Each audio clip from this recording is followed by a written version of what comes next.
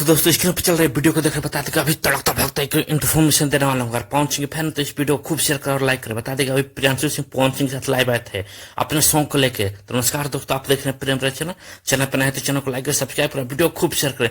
बता दें कि उन्होंने अपने गाने के बारे में बताया, जिस गाने को कल वो रिलीज हो रहा है 9:45 पर, और उस गाने वो गाना SSB रिकॉर्ड पे आएगा, मतलब शिव शक्ति बीट्स पे आएगा। आप सब लोग का नमस्ते प्रणाम। और अम्मा आप सबके छोटे भाई प्रियांशु सिंह और साथ में है, आपको भी दिखा रहा हूँ। और हम लोगों का कल सुबह एक गाना आ रहा है SSB रिकॉर्ड से। कितने बजे आ रहा है? 9:45 9:45 पे। जिस गाने का टाइटल क्या है? दिलवा ले जा रुमाल में। तब आप सब कल सुबह 9:45 SSB रिकॉर्ड्स पे गाना जरूर सुनिएगा। क्योंकि प्रियांशु सिंह है साथ में, तो म्यूजिक प्रियांशु सिंह का है और उसमें फीचरिंग किया प्रिया रघुवंशी ने, और काफी कमाल का सॉन्ग होने वाला है।